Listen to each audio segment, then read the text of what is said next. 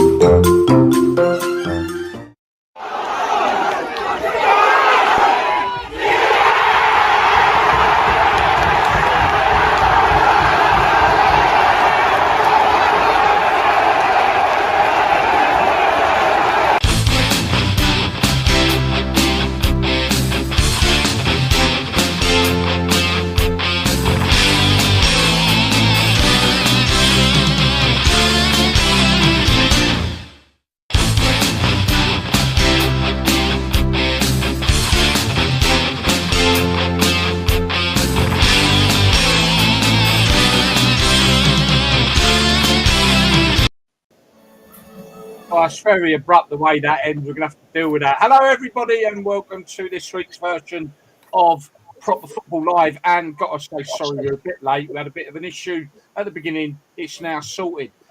So, bit of a different format for you all today. We're going to segment up a little bit, so bear with us as we do that. And I hope you find that's going to make the show a little bit more interesting. Let's jump on the chat. Right, okay, so we've got quite a few jumping on, that's brilliant.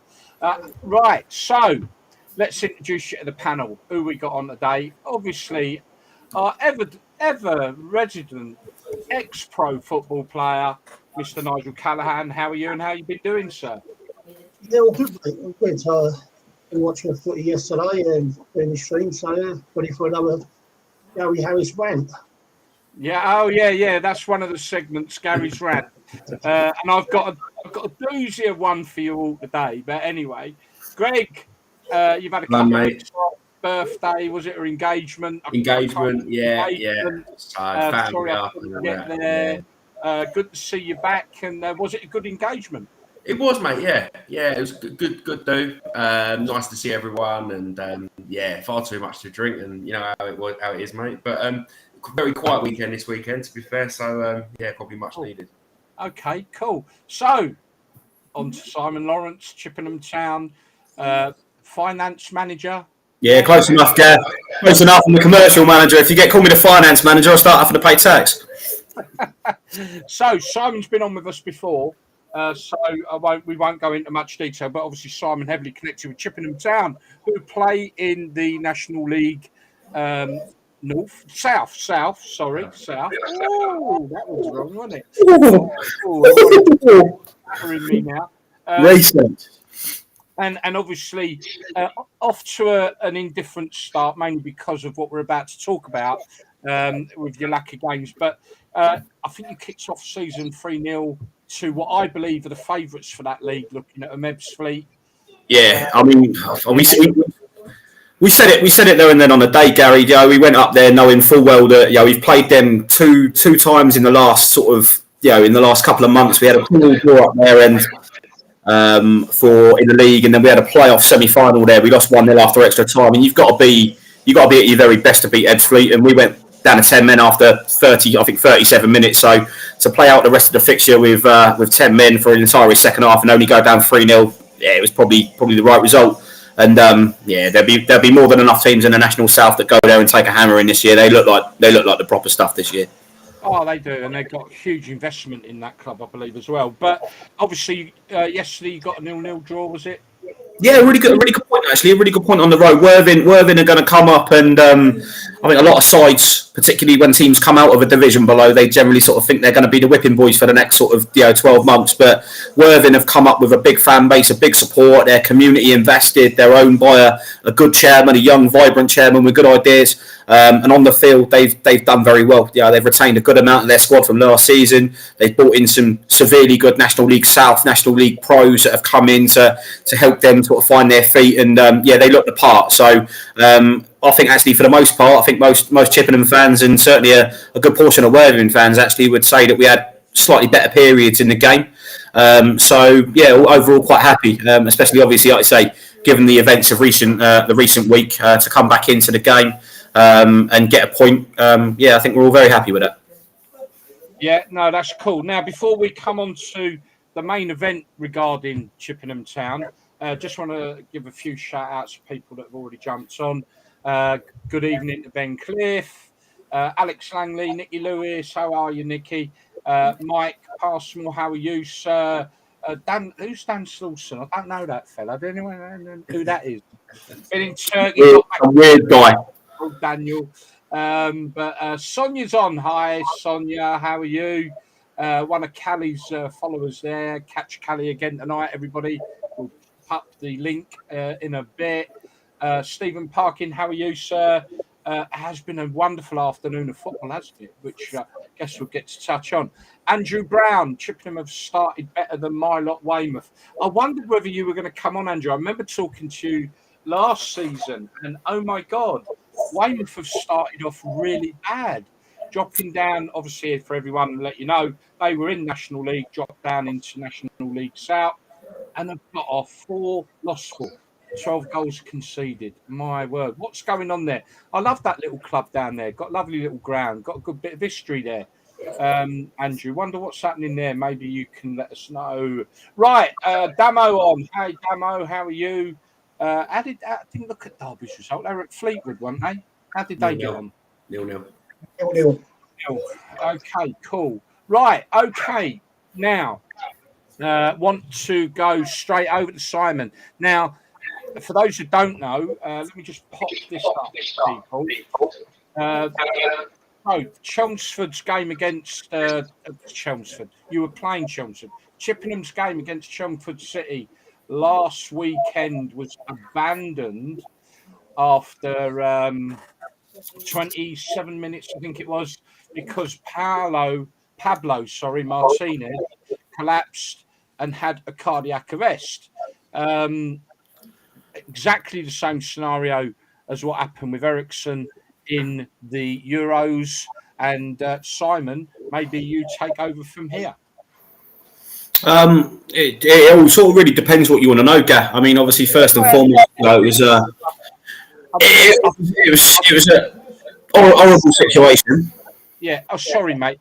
I think a pat on the back to Chippenham Town, because you had people there that could deal with the situation and equipment. So maybe that's the message we need to hear. I mean, the biggest message, first and foremost, I mean, just to provide any listeners and, of course, our guys as well with any update on Pablo. We spoke to him. The gaffer went in and spoke to him on Sunday. I only found out yesterday, actually, the gaffer had the fortune of speaking to Pabs before he got in the ambulance on Saturday, so we were good. He's got in there. Obviously, he's responsive. Sunday, he got a visit, and then through the week, the lads have been up to see him. We actually found out just before the Worthing game yesterday, Pabs has managed to have sort of like a mini defib fitted. So he's actually going to make a full recovery, and better still, the doctors think there's no reason why he can't go back to playing football. So it did seem as if the quick actions of the medical professionals and the on-site equipment not only saved Pablo's life that day, but looks like it may have saved his career as well, which is very good, because, as a young lad who's only known football for his entire life, it would have been very cruel at the age of 22 to have that taken away from him. So first and foremost, he's okay. He's up. He's happy. He's cracking jokes, and he's going on all right. And like you said, Gary, the big talking point from this isn't really what happened, who it happened to. It's the importance of having that equipment on site at any level of football, whether it be Sunday League, kicking a park, right up to the Premier League. Having staff that are able to react and use the equipment on site, to have the equipment there to use, because I can't stress this enough, and I don't want to put a real negative slant on it. Had that equipment and those medical professionals not been there, we wouldn't be talking about the happy result we've had. We'd be talking about, unfortunately, the death of a player. And it is that important. They say football's life and death. This really is.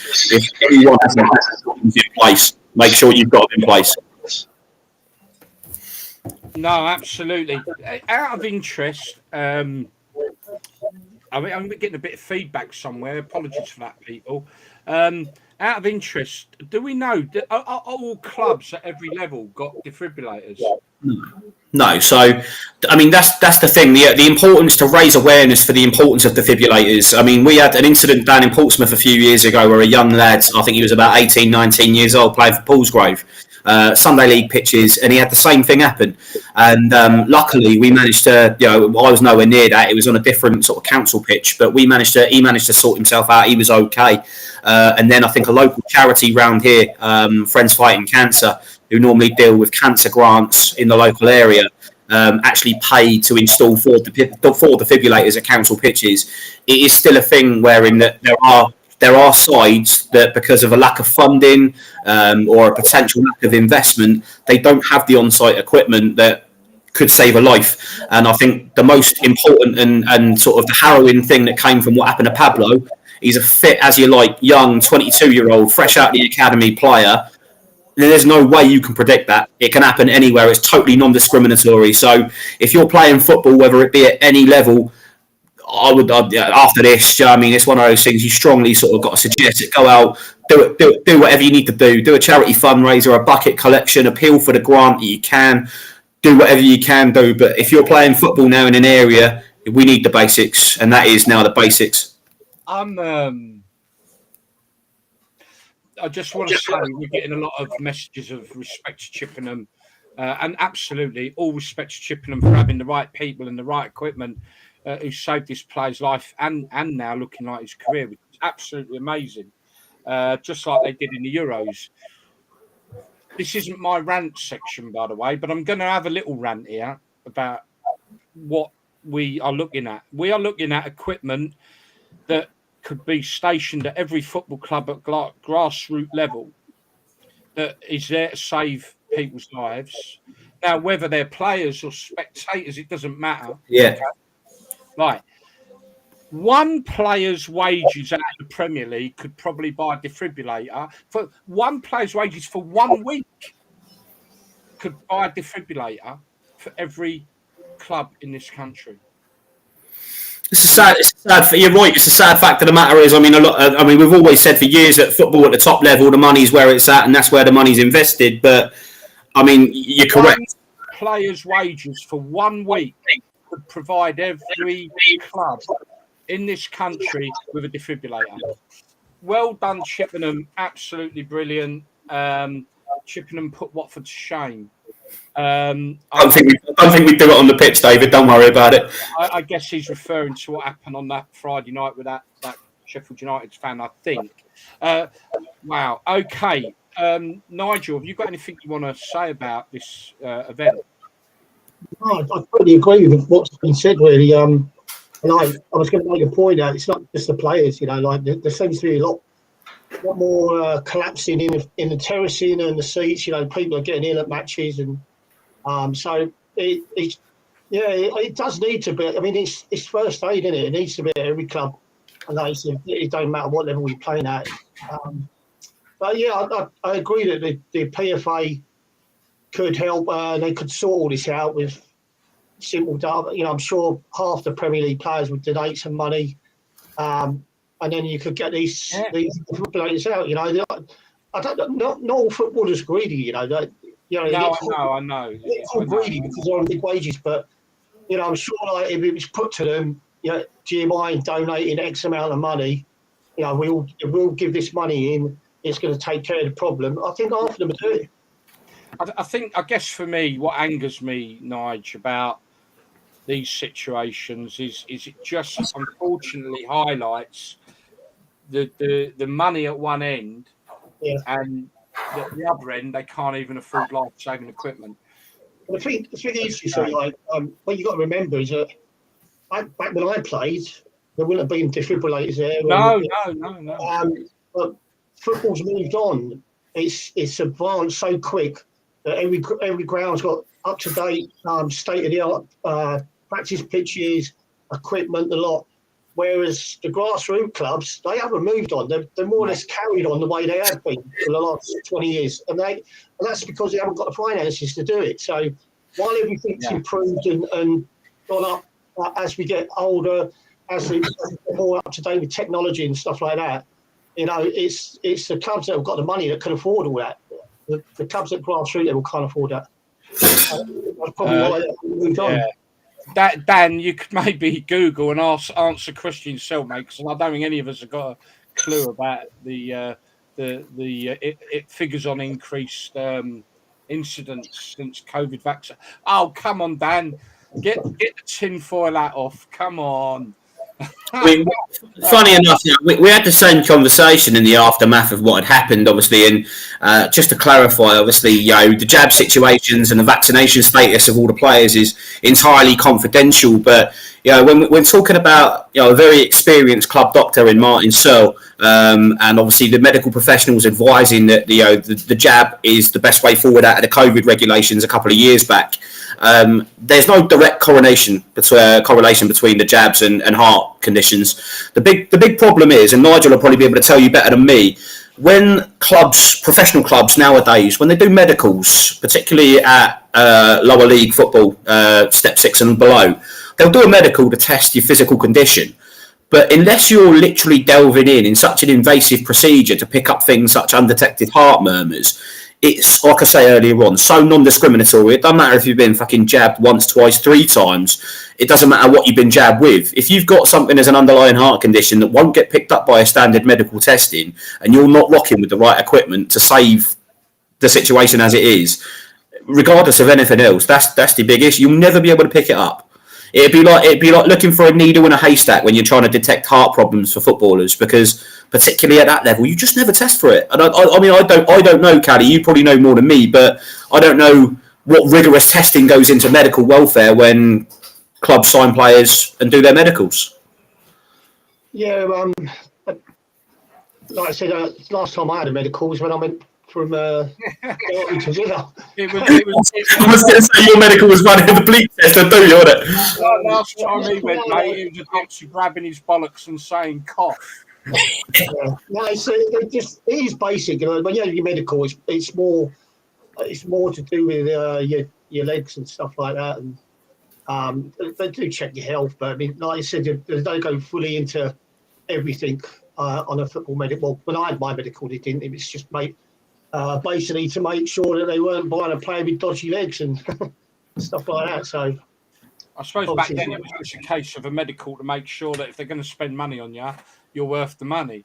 So, you know what? You're right, Gary. I mean, all jokes aside, 9 times out of 10, now a club medical is to make sure you're not signing a left back with half a groin, or picking up a striker with a dodgy hammy.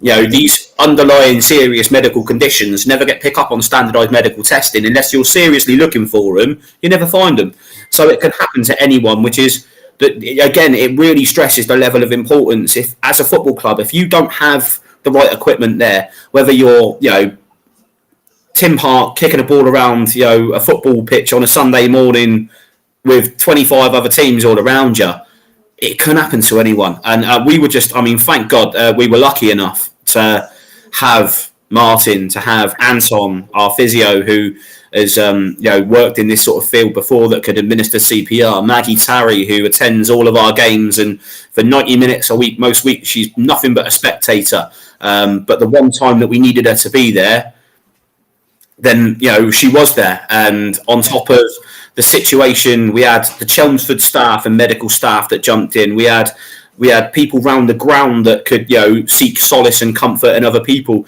It was an entirely group effort from a large body of people with the right equipment and assistance to bring it back around. And if you, like I say, if it's not there and you don't have it, go and find it. Do the funding, walk the streets, grab some sponsorship. There must be something that can be done where a club can appeal to the FA if they can't afford to get it. Surely the FA could look at helping out. You know as much as the next person, Gary. The FA are very, very reluctant to help people under the governing body because they've just got, it encumbers every level of football. So if you talk about people under the borderlines of the FA, you're going right the way through to under sevens mini kickers. They've got too many people under their governors, so they can't afford to help everyone out. I mean, maybe they could afford to help everyone out, but if you're doing it for one, you've got to do it for all. And suddenly you're looking at all the money that the FA have, ploughed in. They just won't do it. They just won't. It's got to be done by the clubs. They've got to get up. They've got to get it done. And if you haven't got it there, then you got to get it. Got to go and get it done. I mean, I've just seen one of the comments come through there in the top right hand corner from Johnny. Johnny was our clubman of the year last year. He does all of our coach travel, our 50-50 tickets, and helps me on the front of house. And he volunteers at the club, gives away his time for absolutely nothing. I don't think he's got any shame in me saying, I had to comfort him on Saturday last week, as I did a lot of people, because it was a very distressing situation, and those kind of things can be avoided by making sure that we act quickly. He's going to be all right, but the next person that this happens to, I can only cross my fingers that they've got the same situation that we had and the same luck that we had to get it over the line, because, like you just said there, it was the worst day he's had as a volunteer, the worst day I've had in football. It's changed me. Genuinely, I'm not looking forward to going back next week. It's going to be really quite scary to go back to. There's a good question come through there, actually. Don't local authorities provide equipment? Would seem common sense to provide in places where there are so many people. Shouldn't just be clubs, but local authorities too. Couldn't agree more, but football clubs don't fall into that bracket, unfortunately. We fall 9 times out of 10 football clubs at step 5, 6, 7, they fall into public limited companies and separate entities as business. We'd be no different to any other business in the eyes of the regulatory. So again, if we want that sort of equipment on site, we need to provide it. Right. Okay. Well, that's a great answer. Rob, that's the problem they face, mate. Greg, yes, any mate. comments you want to make on the situation? Well, first, obviously, credit to Chippenham and quick response, and obviously, best wishes to the fellow who it happened to, and obviously, let's hope he makes a speedy recovery and he's back on the pitch soon. But obviously, as long as he can, sort of thing. I sort of echo everything you guys said, about other non-league clubs and grassroots football and all that. No matter what level it is, everyone should have the same treatment when it comes to health and safety and when it comes to, situations like this. And, it can happen to anyone at any minute. And it's a bit scandalous, really, the fact that you could go and watch, a football match that's a step, whether it's step 3, step 4, step 7, whatever step it is, to be a local team, whether it could be National North, National South. And to think that some clubs might not have, the same equipment as others, and it's poor. And even like Sunday League and stuff like that. They've all got clubhouses and sort of like local places where they can keep things and stuff like that.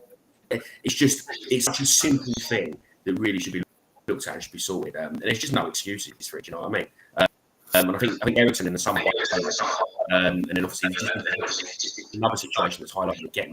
What's quite interesting with obviously this at Chippenham is, if it hadn't have been for this proper football group and seeing a couple of things on social media, I wouldn't have known the first thing about it, and I'm sure a lot of people wouldn't have either. It's not been on Sky Sports, or if it has, I've not seen. It's not been on any major sort of football sites, and I think it's a shame that whether it's good news or bad news, the non-league is so overlooked at times, and like this is an example of something that's so important.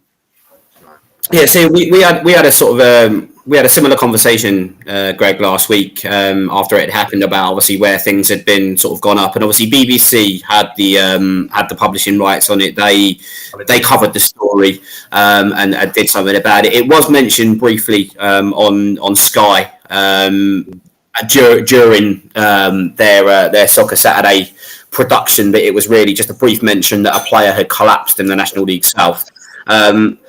You're right. I mean, in terms of non-league football and the exposure, we were talking yesterday between myself, the chairman, and a couple of directors and supporters. We were discussing whether it'd be right to run headlong into any publicity regarding what had happened, because it's a negative situation wherein a player has had something happen that should never happen to a footballer on a football pitch, and we're getting a lot of people and a lot of exposure now for Chippenham Town based on what's happened, which could be contrived as potentially a good thing. We obviously don't necessarily see it that way. We'd much rather it be for something of footballing merit, but the conversation that we had yesterday was along the lines of, I believe now that Chippenham, Pablo, our supporters, our players, our officials, we've now got a sense of responsibility that if the world's going to shine a light on Chippenham for what's happened, we've got now a voice and a platform to stress the importance of what happened. And I'm not in any way suggesting that Chippenham Town suddenly are becoming some sort of beacon of good for non-league football or otherwise. We're standard National League South football, the same as anyone else is, but our medical staff in that instance, our club doctor, our physio, every single person who clubbed together, they are heroes. There's no way of describing them other. They've saved a life, they've saved a career. And if Chippenham Town can now shove the exposure the other way and raise more awareness on what this situation entails, so we can't be more concrete, black and white serious than if we didn't have medical professionals on site. If we didn't have a defibrillator on site, Pablo Martinez would be dead right now. And it is as simple as that. It is as simple as that. So if the more and more people that are going to ask Chippenham to carry the flag for it, we're happy to be the flag bearers. We'll wave it really, really loud because it needs to be done.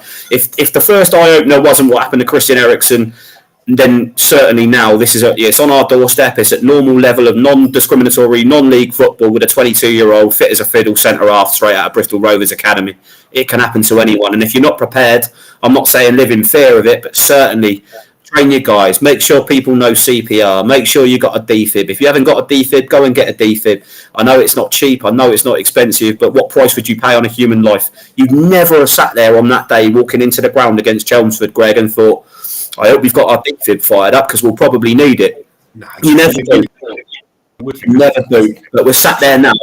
Thanking God that we had the right equipment and the right people around to use it, because without it, we would have had a different story. We'd be in the news for a different reason. That's true. Yeah, absolutely. No, all praise to Chippenham and what they've done, and the message needs to be loud and clear.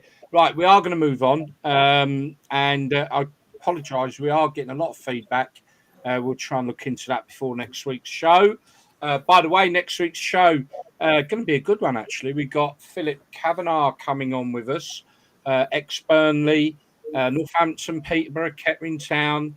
So, yeah, he's coming on next week. That should be really interesting. So tune in next Sunday for that. Right, okay. Going to lighten the mood a bit and move into our news section. Well, it ain't new. We started it the other week, but now we've got a little thing there. Put it up now. So it's a funny old game. This is the section of the show where we are going to look at what funnies we found over the week to put a smile on your face and cheer you up a little bit. So let's get straight in with some funny photos. I'm going to start with this one, actually. This was sent in by Ian Howes. You can't be on the show. Dynamo Zagreb. Anyway, he chucked his prosthetic leg. We'll read it. They won the derby match. The fan was that happy that he threw his prosthetic leg onto the pitch. After that, one of the players took the prosthetic leg, gave it to the police, who later found the fan, and they gave back his leg. I love a happy ending. That's just brilliant. I went on the subject of these two teams. I went to Split, and I went to see how Hajduk Split play. And the week before, they was playing Zagreb. They're not close, but it's a massive hatred, a massive rivalry. And the guy I was telling me that if he was here last week, he was like, we had Zagreb here. He said the fans were throwing bricks, and they said they were throwing stones. They was basically throwing anything they could get their hands on. It was all kicking off. There was punches, including legs, flares, smoke bombs. And he said to me, because I think the game we was going to was about 2 days later, and he said, if you'd be able to go, I think they're going to be a stadium band. But we managed to go and experience the atmosphere and that. But I think them two, they obviously that's more of a light-hearted, funny side, but they have a lot of trouble between them two. Oh, they do. Right, moving on. Here we go. There you go. This is at Banbury. The new candidate for the worst football cheeseburger at £4.60. I think he's overcooked it, don't you?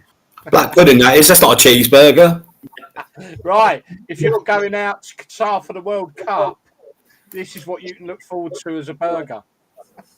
There is meat on that. Look, if you look closely, that is supposedly a burger.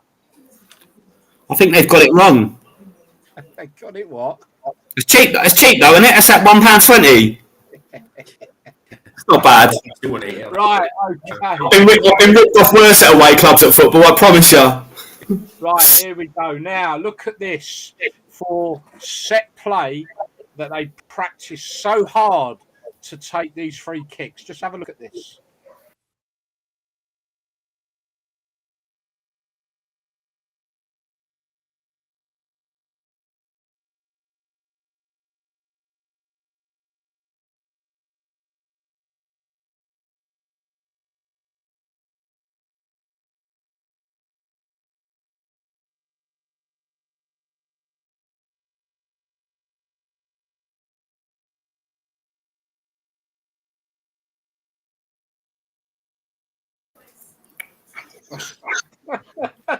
Best I said, honestly, the keeper made the appearance, didn't he?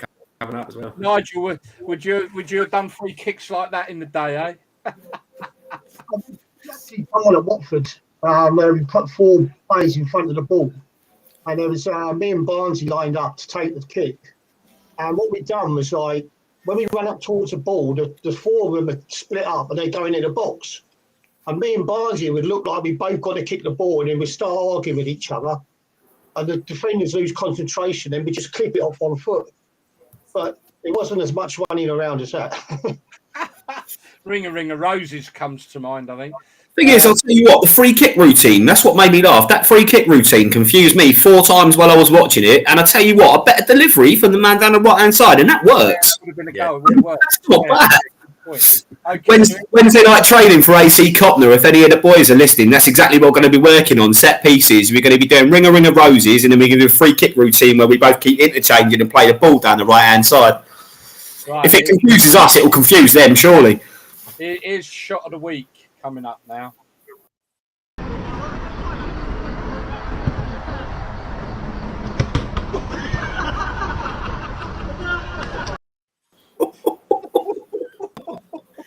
That hurt. Rest in peace, nose. That hurt. Oh, dear, oh me. Crikey. Right, okay, so that's funnies of the week done. Hope you enjoyed that, and we'll get another set up ready for you next week.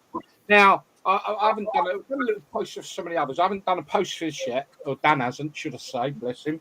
So this is where we're going to do. Look, if we run through the results of the weekend, we'll be on the show all night. I mean, we're running out of time as it is now, really, but that's because it was important to talk about what happened at Chippenham. Now, so what I think we're going to do, we're going to do is each of us are going to pick out. We wouldn't expect Simon to have done this, but we're going to pick out a couple of games that stood out for us. Just because. What? Because you think I don't watch football, Gav? Do you think I only watch Chippenham? You said it.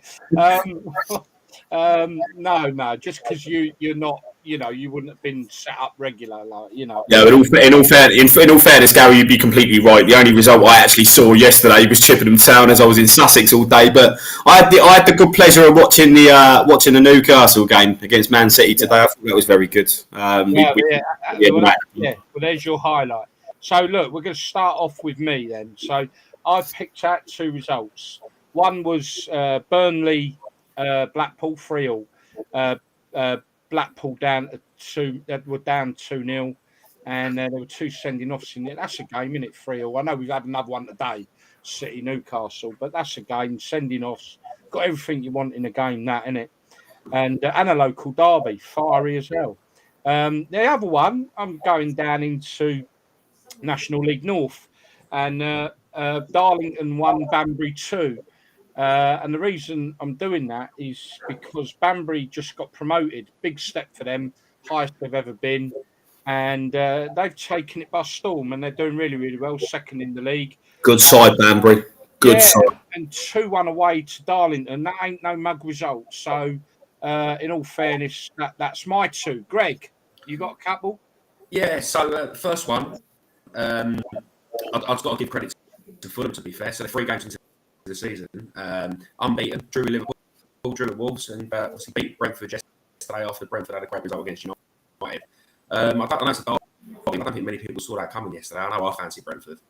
to sort of carry on their role from the United game. But fair play to Fulham. Obviously, Mitrovic has started well.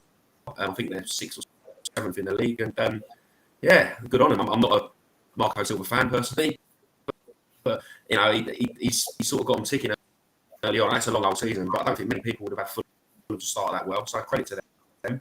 And the second one's just the game that I went to on Saturday. So for those who don't, obviously, Watford fan, go and watch Stourbridge when I can, but they was away playing a team over Ipswich. So I went and watched Cornwall Athletic. They're in the West Midlands Division 1, so they're very, very low standard. I think they pulled in just under 200 people.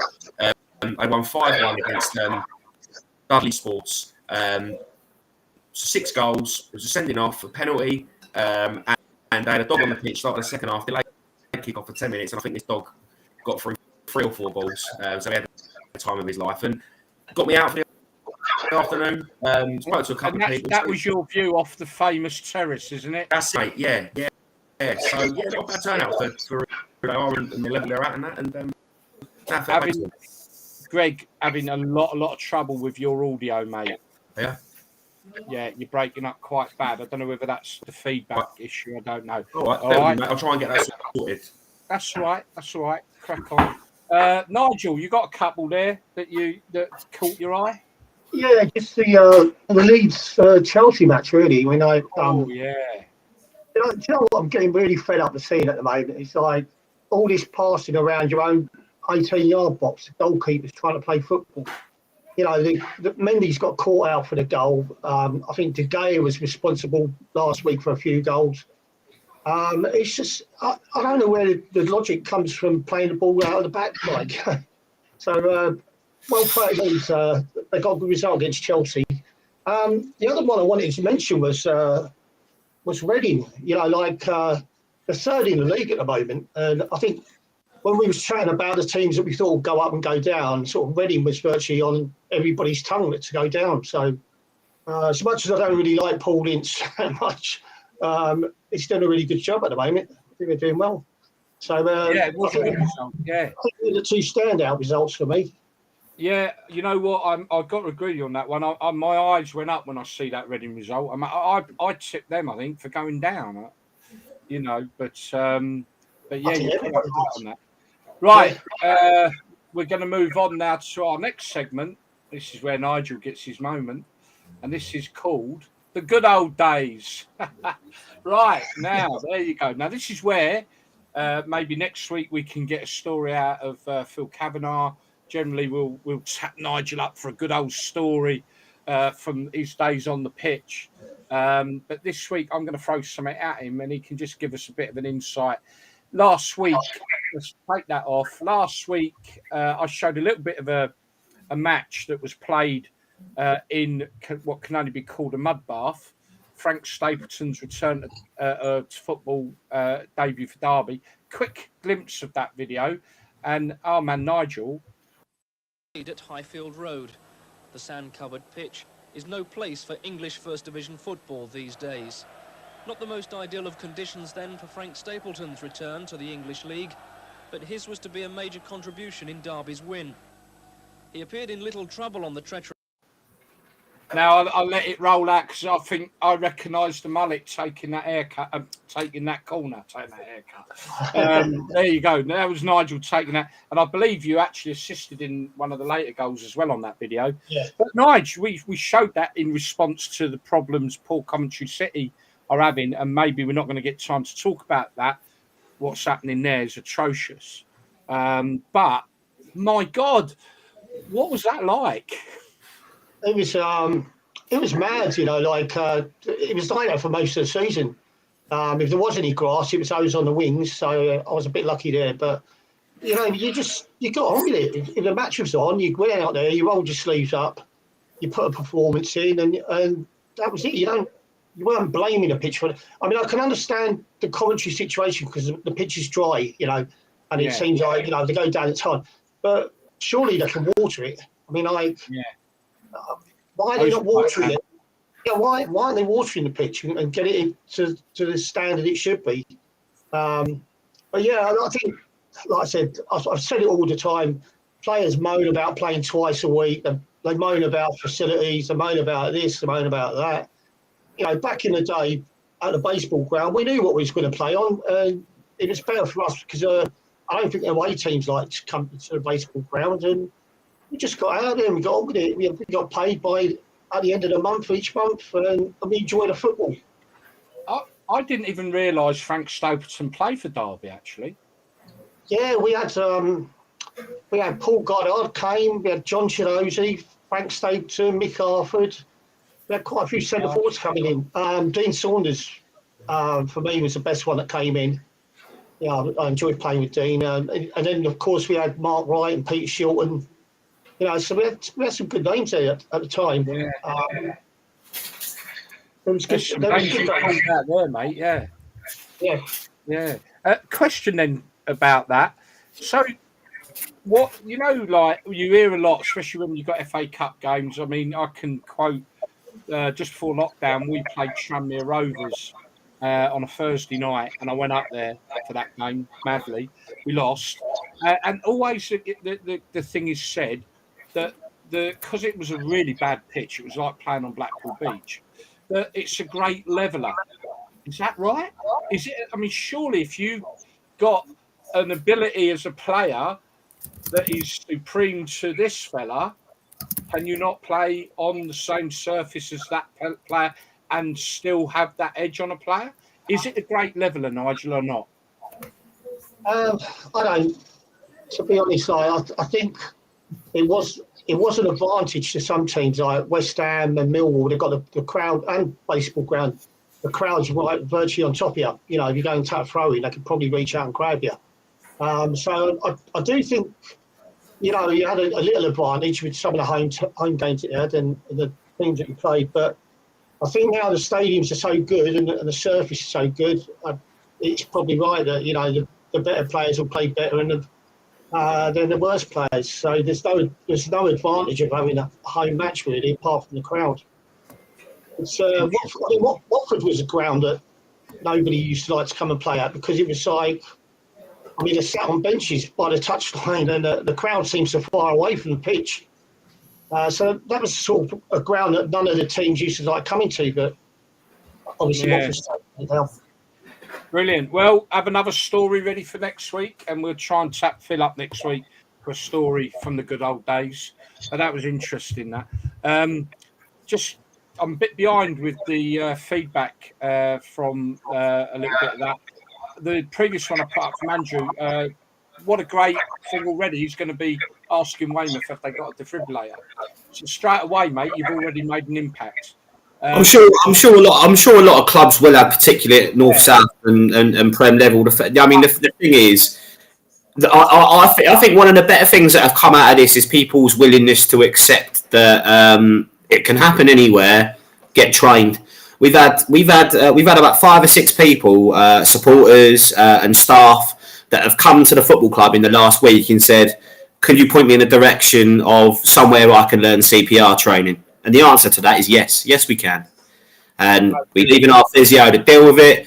Anton is having a good chat with people, and there've been people now that are going in and saying, "I'd like to learn how to do what they do." And do you know what? It only takes 2 or 3 people at every club in the world, regardless of whether they've got 20,000 supporters. It'd only take a couple of people to have the willingness to go and learn the skill, learn how to do CPR, learn how to apply it properly, and even without equipment, you could be making a huge difference.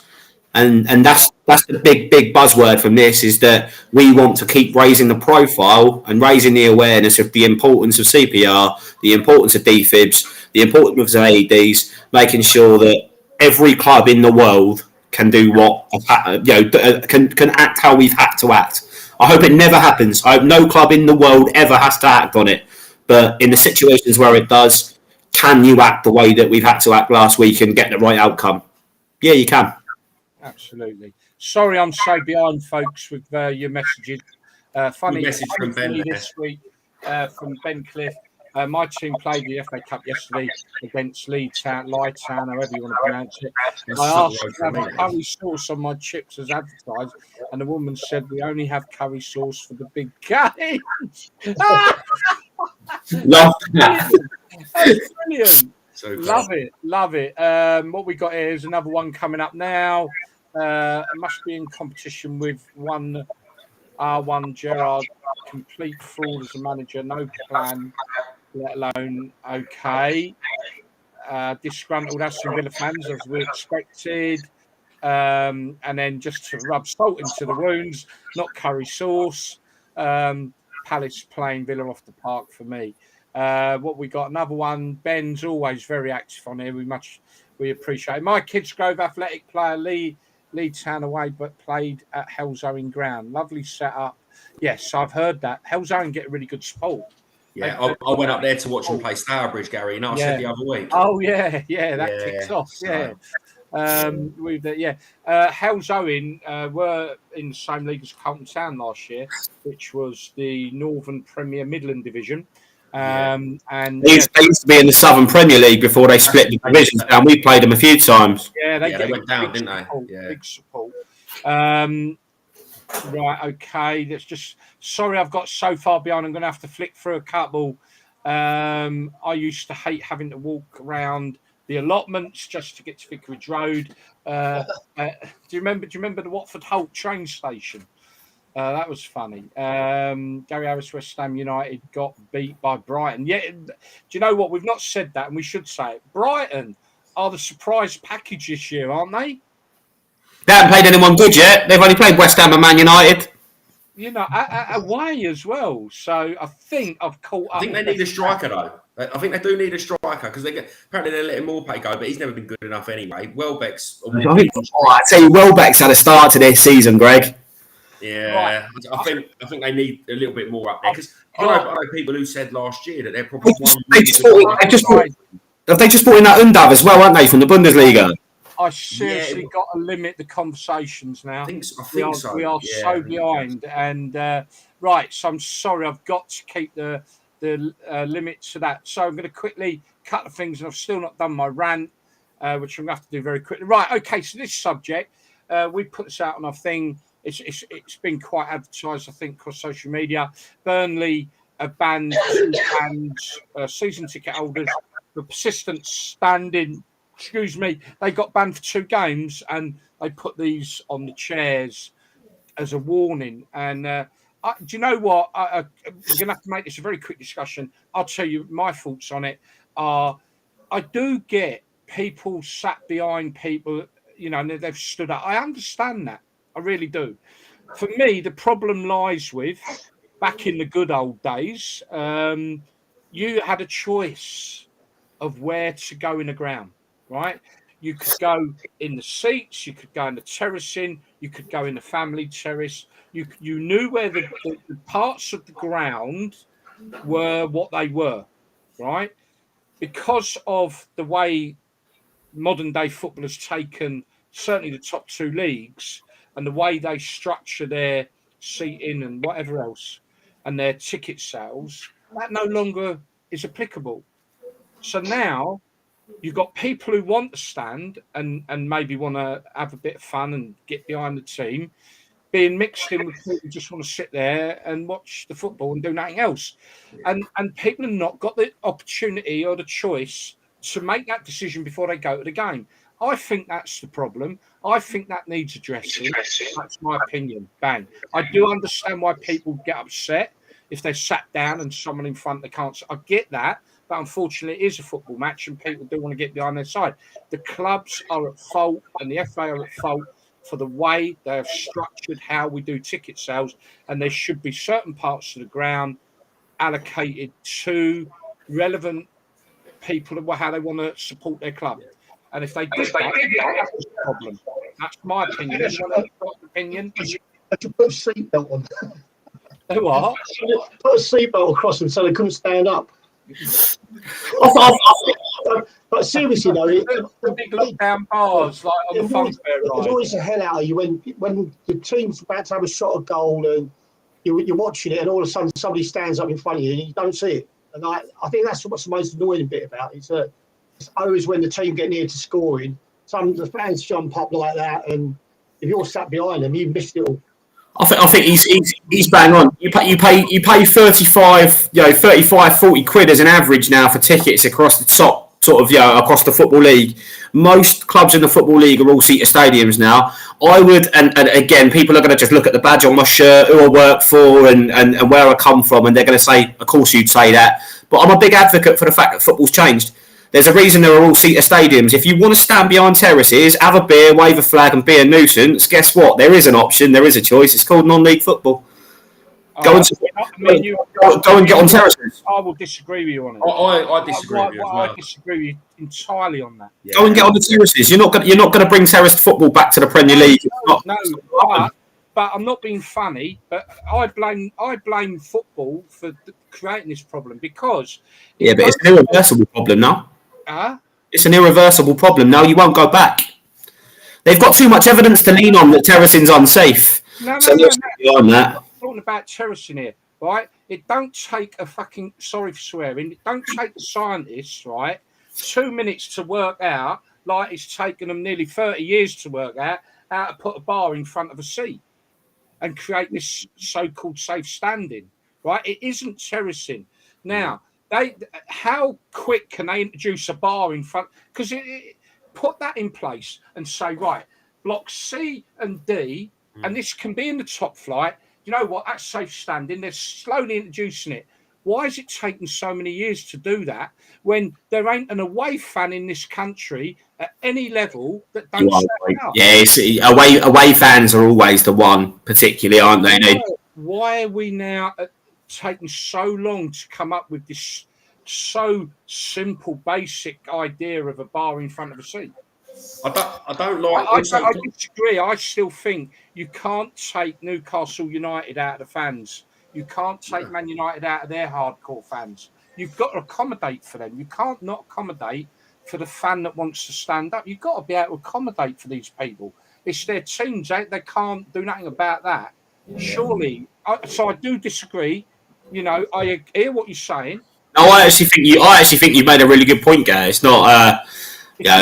The beauty of debate is, I think it's a great point. If you can get moderate safe seating and safe standing in big grounds, I mean, absolutely more power to it. I don't know how many people would jump on it and how many people would get behind it because they just don't want it today. They don't want people standing up. You've got 6 clubs in the Premier League doing it at the moment. They're trialling it, right? And I've been in Tottenham. I've been in Chelsea where it's in place, and it is just a bar in front of a seat. It really is. But I wouldn't want a bar in front of my seat at Chippenham either. Can I have you on this quickly? Is that all right, Gal? Just want to say, I completely agree with you, right? I don't think if you go to football, right, I don't think if you stand up at football, that makes you a nuisance, right? Now, I go to Watford, right, and I've got a group of mates who sit in a certain spot at Watford, and where they sit, I refuse to sit there, and I can't sit there because I like standing up at football. I'm a bit leery, I'm a bit this, I'm a bit that. And it's the wrong place to sit, right? You stand up, you get told to sit down. You swear, you get told to be quiet. I go over the other side and I stand where I know that I can stand and watch the game of football without anyone getting offended and without anyone behind me telling me to sit down. And credit to Watford, they've sectioned off 2 blocks where you can stand up and you can have a sing-song and you can do what you want to do. But it doesn't matter what level you go and watch football at, right? Whether it's Premier League or whether it's non-league, it doesn't matter. Now, I like the non-league and I love going to Stourbridge because I get to have a beer and stand on the terraces. But if I go to Watford or any other team, I know I can't have a beer in the ground. That's fine, right, in the stand. But I want to be able to stand up at football, and I want that option. I don't want to be sitting down for 90 minutes, but I don't want to affect someone else's game. But I also don't want my game affected either. So I'm quite strong on that. And you hit a soft spot there, mate. I'll tell you. We both, like I say, I hear what the irony, Gary, is I agree with Greg. When I'm at football, and I know it's not a difficult choice for me because I follow a club where I don't have to worry about it, but we've just installed 250 seats behind the goal that most of our vocal supporters would stand behind at Chippenham. Yeah. And the installation of the seats has actually led to probably a reduction in the atmosphere. I would genuinely say that. Now people have got seats there, it is much more. It's a lot less football stadium. It's a lot less atmospheric. But I was one of those naughty people behind the goal, shouting, screaming, and hollering like Greg was. before I got told that I had to go and behave myself and work officially. But I was one of those. I was one of them people, and you'd never have caught me sat down at football. Now I have to. I'm sat on the sidelines doing the stadium announcements for Chippenham. I'm sat on the halfway line in a seat, and I don't like it as much as a viewpoint. So when I go away, I stand behind the goal and have a laugh and a joke and a shout about. I agree with Greg. You know, in the situation being that you don't want to stifle other people's football opinions and football game, but you got to enjoy it yourself. I think it does come down to the fact that modern day football doesn't like traditional. Modern day football doesn't like the traditional type of fan that does that. You can clearly see that, and I think that's the problem. But this is why I disagree with you, because although we agree on that, there should have been solutions put in place to let the option carry on with them people. I've got to stop this conversation. I'm sorry. It's so important. I want to bring this one up very quickly. All right. Now, this is Shelbourne. They did a fans tribute. I just want to highlight on there the banner: mind yourself, mind your mates, and mind your family. Okay, Shelbourne lost a very well-known fan to, I believe, suicide of some sort, mental health issues around Elmo, and this is why they are very much. The flares were lit. I know people don't agree with them, but they were lit in tribute at 31 minutes. The lad was 31 years old. Mental health issues, and all I want to say on that is that is a really good message. Mind yourself, mind your mates, mind your family. Talk, speak. If you've got any issues and you're bottling it up, don't. Don't matter who you are, don't matter how hard you are, don't matter what you are. Talk about it. There are plenty of people to talk to. Even if you want to get hold of us at Proper Football, we'll always make time to ring someone up, talk to them, whatever. All right. Men, especially with men, mental health is such a big issue. Guys, I'm really sorry, Nigel. I'm rushing through this badly. Gary's rant. Go on, let me put the little poster up. And there you go. Gary's the show, I've been told, wouldn't be the same without a rant. Again, I've fallen behind. We've had so many bloody messages. Just have a look. You up for advice? You wouldn't get a word in edgeways. Sorry? Somebody rang you up for help, they wouldn't get a word in edgeways. No, that's it. They feel so much better. Graham Potter, next England manager. Yeah, maybe. All right, okay. My rant then. Sorry, we've fallen behind, but it's been really important about the Chippenham message. So my rant. Okay, I'm going to jump into, and I'm probably people sick of this, but I had to say about this. There's a couple of things really where Graham Souness has been attacked on a couple of different things, and Graham Souness for me is old school without a doubt. Hard man, knows his stuff, won a lot of stuff. So he's obviously been lambasted for comments made as a pundit last week after watching a couple of games. He felt that the game was harder. He felt that since he'd stopped playing, not because of him, but the game over the years has maybe got a bit softer. It's not as hard played as what it used to be.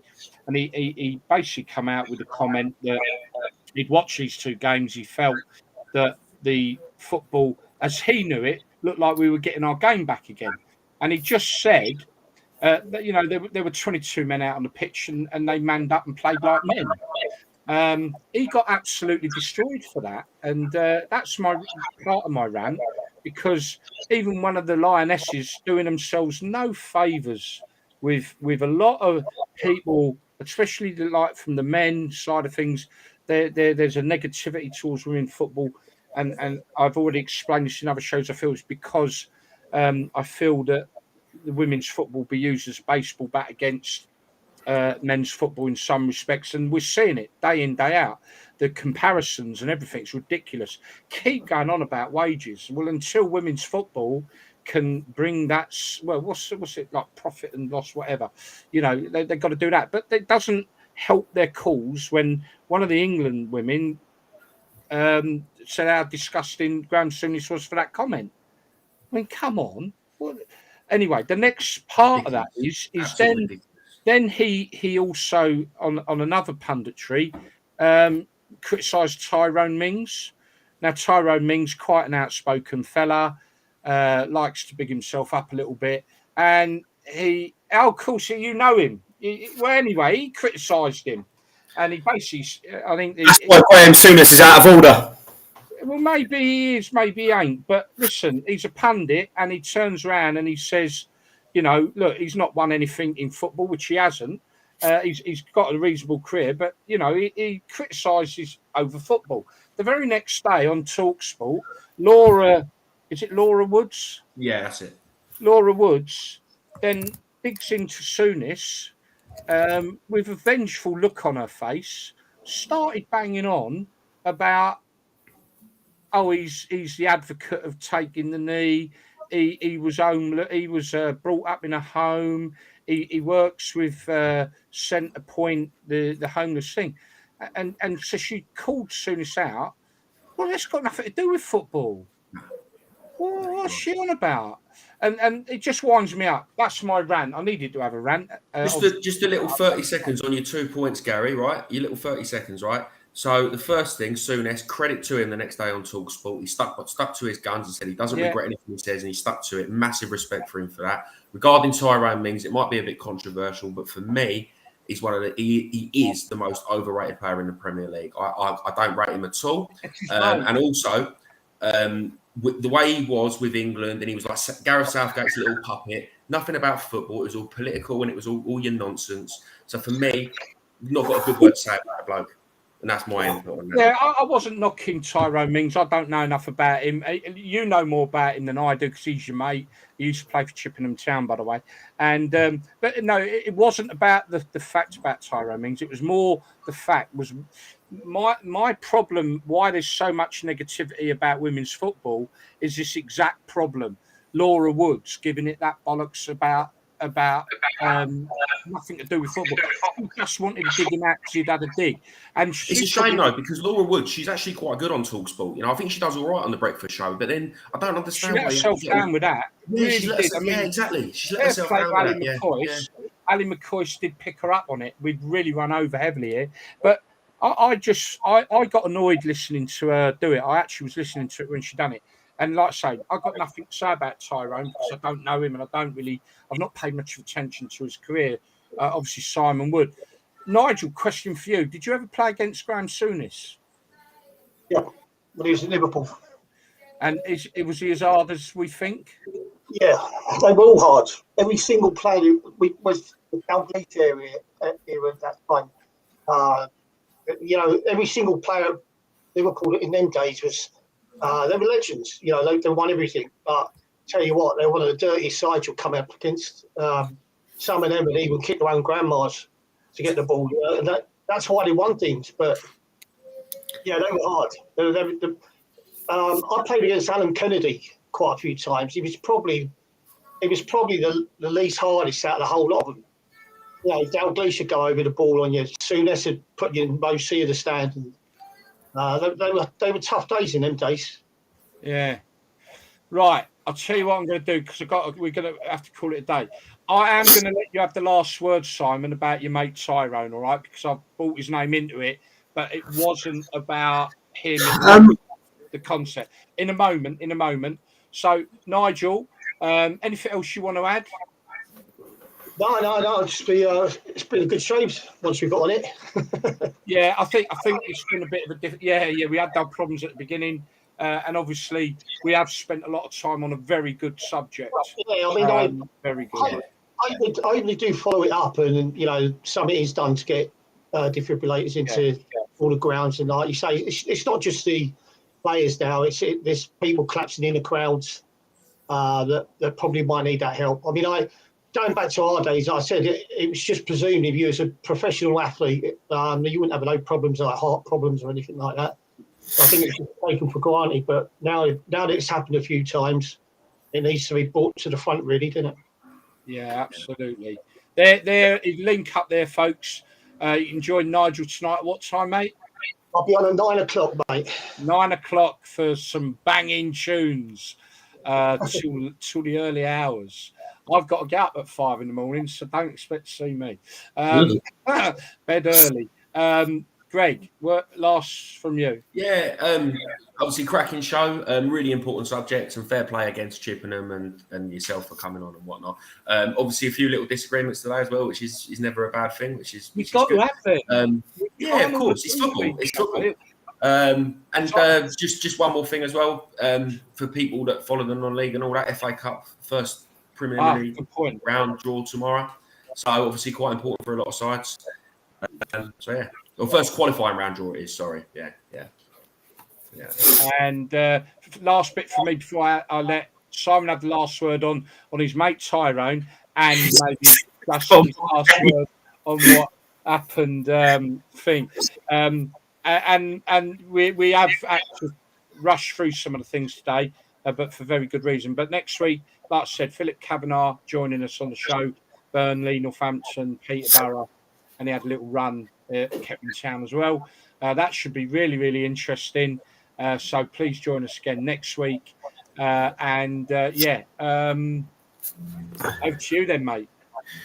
It's I mean, firstly, I just want to thank you, Gary, for the invite to come back on and obviously talk about a prominent situation, because at the moment it's a big thing, and it's, you know, for lack of a better phrase, and although it's going to sound like a bit of a pun, it's quite close to my heart at the moment. You know, after, you know, what we've had to sort of all as a club see in the last week to get the message out there and do our bit. It's great that we've got platforms like this. So thank you for that. It's going to surprise you, Greg, but I'm not gonna go on the total polar opposite of what you've said about Tyrone. I've actually for many years I've been a big advocate of being honest, and although he come from our neck of the woods and we grew up together, and he's a great bloke as a footballer. I don't think he's England centre back material. I think he's one of probably a group of about 50 to 60% of players that could consider themselves lucky to be playing in the Premier League. That could quite easily be playing in the Championship if it was another way around. That it's sometimes just about the lucky breaks. The one thing I want to say about Souness, however, and in defiance of Laura Woods, because to be honest, I've got a lot of respect for Laura Woods as a pundit and as a host. I believe that if Tyrone didn't have the career off the pitch that he has, I don't think Souness targets Tyrone on the pitch with his comments of he's got a lot to say for a player that's never done anything. He's gone after, in my opinion, a well-publicised, well-documented, great social profile in somebody like Tyrone Mings. And I genuinely believe that Graham Souness has managed to stir a bit of controversy by engaging somebody that he knows is going to be in a situation to fight back. He doesn't pick on... I'll tell you what, you talk at any centre-half at any club outside the top four, you could be talking about the same player. I mean, we've all seen in the last week about Joachim Andersen and how he's pocketed Darwin Núñez. Welcome to the Premier League. Just a bang average centre back, any Joachim Núñez. He's not going to Joachim Andersen. He's not going to do anything. He'll play at Crystal Palace, and then he'll probably leave and go to Barnsley, and then he'll be playing for South Shields in 5 years' time. With his one claim to fame being, I'll play Premier League football. I think Souness has gone after Mings purely based on the fact that he knew that he could get wise, and it increases his profile, which I don't think he needs to do. So I think Graham Souness should stick to being a pundit. I don't think any comment that he made about Tyrone was punditry. I don't think he based his comments on football ability. I don't think he did anything. He just went after someone and got a reaction and got a rise. And congratulations, we're talking about Graham Souness 30 years after we should have stopped. I think he's a great pundit myself, but there we are. Certainly better than some of them anyway. All right, well, we're going to leave it there. Mate, Simon, it's been an absolute pleasure. It really has. It always is, mate. I love coming on here. I love speaking to you boys. I'll do it any time. I told you that. If we agreed with each other all the time, this show would be absolutely boring. You're never going to get four football men to agree with each other on everything. I really enjoy when Dan opens the door for me to have a pop back. I really do, and we miss Dan today. So you open the door, and that's brilliant. We have to do that. We have to. We shouldn't be scared to disagree with each other, and that's fantastic. Remember, just on the subject, Gary, did you see how I managed to bait Dan Slauson into the Joachim Andersen comment? I knew he wouldn't be able to resist a bite. Look, on the right hand side. Oh, hang on. Sorry, I've been looking at something else there. Where are we? I baited the Palace fan. Unlucky, Slaws. Got ya. Have I missed some before I go? No. Okay, sack Steve Cooper, and then I've got Joe. All right, okay. Right, that's it, folks. Like I say, join us again next week. Hope you've enjoyed the show. Obviously, massive important issue here about clubs being able to provide the right equipment in what happened at Chippenham last week. Personally, did they talk about it enough? No, they didn't. When you consider how much of an emphasis was put on the Ericsson situation, what's the difference? A man could have died. There's no difference. Of football, I suppose, but it's Therefore, people like yourself, Gary, in this podcast that has helped it get back out there, and the louder the message and the drum is beat, brilliant. yeah, there's no difference, and it should have been absolutely smashed out like it was with Ericsson, because that is the only way people listen. Like, I go on and on and on all night. Nigel, we'll look forward to seeing you at 9 o'clock. I will jump on for 10 minutes and I'm going to bed. Speak to you all soon. Simon will be in. Oh, actually, the four of you, if you just hang on for 1 minute after we come off air, that'd be great. Everyone else, thank you for listening. Thank you for contributing. Please subscribe to our YouTube channel and please share what we're doing and what we're all about, and let people know what we're doing, really, I guess is the message. All right, see you all next week. Have a lovely week. Safe week. Bye all.